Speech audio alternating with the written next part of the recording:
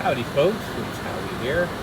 Howie Cat. I'm at the Wilbur Day Museum. It's a little museum that has little fun exhibits here in Reno every once in a while. They're not, you know, like next week they're going to have some sort of art exhibit where you can buy the art.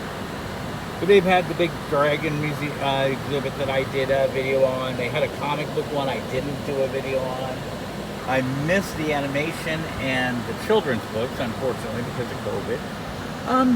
Coming in January, there's going to be a candy exhibit. I'll do that. That'll be a fun one. So they have them here and there. And this one is on the Great Basin murders. And I picked up an info sheet. This is what we'll be seeing. Our narrative explaining the process used by, this is explaining the process. It's Lily Lee. She put together these shrouds that are in honor of different women whose bodies had been found in the Great Basin. That's really about it, and it explains how you read the shroud. The first part's an age range, estimated weight, estimated height, and the GPS location. It's all supposedly within the shroud weavings that you could read it if you wanted to. I can't read a shroud, but you might be able to when you look at them. And she explains, for example, the Star Valley Jane Doe. There are a few details. She was found nude with no jewelry, clothing, or tattoos. I simply wove the shroud using the data-driven design I developed and added very subtle monochromatic stitching to represent stars. So that's for each girl found within the basin. But I'm just going to go inside and read the little placards and show you the shrouds and let you all.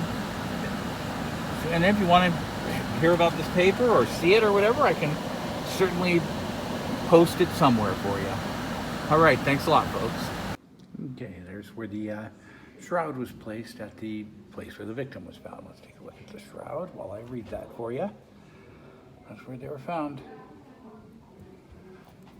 On October 2nd, 1972, a local man who was chukar hunting discovered the remains of Devil's Gate Jane Doe in a shallow ditch in the rural Elko County. The torso is not recovered. Investigators believe she died 1 to 3 months before being found and was 15 to 18 years old at the time of death. This shroud is hand-dyed, hand-woven, portion of acrylic sweater. Some portions of a sweater from her is put in it.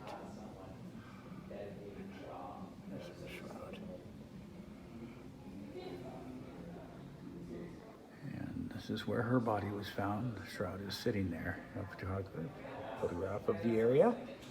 That's where they found her body. Here's the shroud. On October 30, 1996, 2 hunters from Utah discovered a partially mummified human remains at the base of a rock outcropping about 5 miles south of West Wendover, Nevada, near US 93.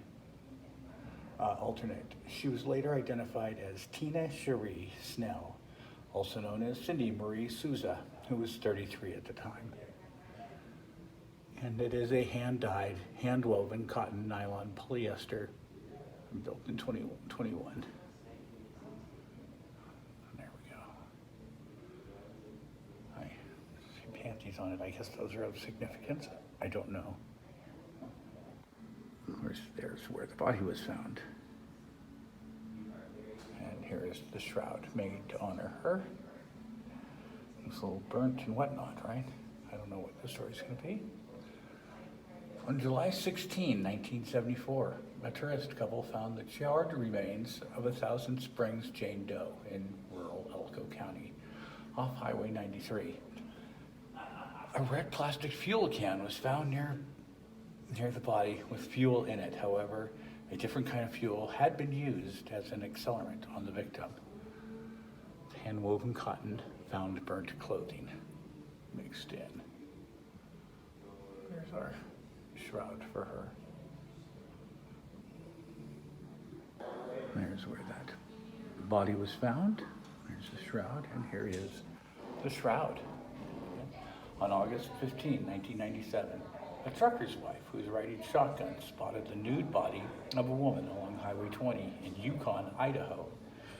She was identified as 18-year-old Tanya Teskey, who was originally from Shoshone, Wyoming, last seen leaving the Cinnamon Lodge near Big Sky, Montana. It's a bleached hand-woven cotton and nylon freshwater pearls.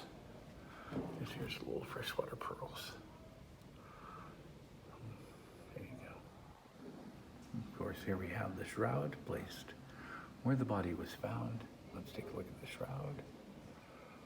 Very nice piece.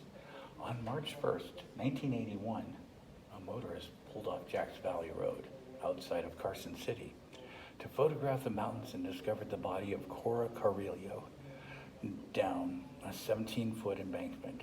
She was 24 years old at the time. It's hand-dyed woven cotton and embroidery chain.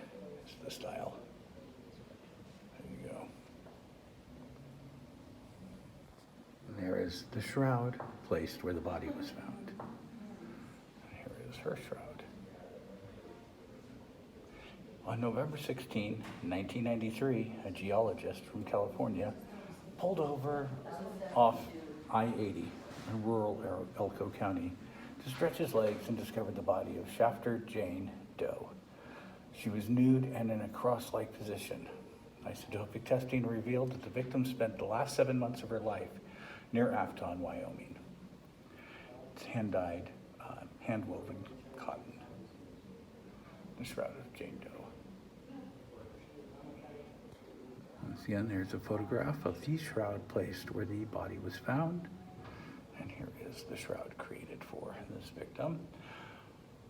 On April 3rd, 1991, a landscaper found the partially clad body of a woman on an isolated road on the outskirts of St. George, Utah. She was identified through fingerprints as Ermelinda Garza, a 32-year-old woman who was living in Las Vegas at the time. It's a hand-dyed, hand-woven cotton made in 2020.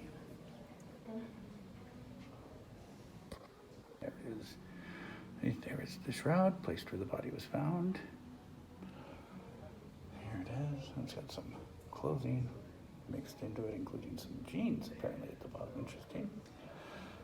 On April 13, 1992, I-90 Jane Doe was found in a ditch along I-90 near Sheridan, Wyoming, about 5 miles south of the Montana border. She was about 10 weeks pregnant at the time of death. In May 2020, Clark Perry Baldwin, a truck driver from Iowa, was arrested for the death of I-90 Jane Doe and Bitter Creek Betty based on DNA evidence found on both victims. Hand-woven cotton, hand-woven blouse, found clothing and jewelry. So we have hand-woven cotton and blouse. And there you go. Here's the shroud placed where the body was found and here is the shroud created for her. On July 14, 1972, ranchers found the nude, decomposed body of Star Valley Jane Doe in rural Elko County, a half-mile west of the Star Valley Road. The area is about 8 miles south of I-80. The victim's body had been posed in a cross-like manner. Hand-woven cotton in 2017. Again, there's where the shroud was placed, where the body was found. There's our shroud, has a little rose, and I believe there are some sweatpants and whatnot at the bottom. On March 1st, 1992, a truck driver discovered the body of Bitter Creek Betty at the bottom of the slope on an I-80 turnout known as Bitter Creek, about 35 miles east of Rock Springs, Wyoming. She was found lying face down, and her body may have been dumped 1 to 5 months prior to discovery. And the hand-woven cotton with sweatpants, embroidery, and found jewelry and panties. They are right down there. Okay, well, thank you.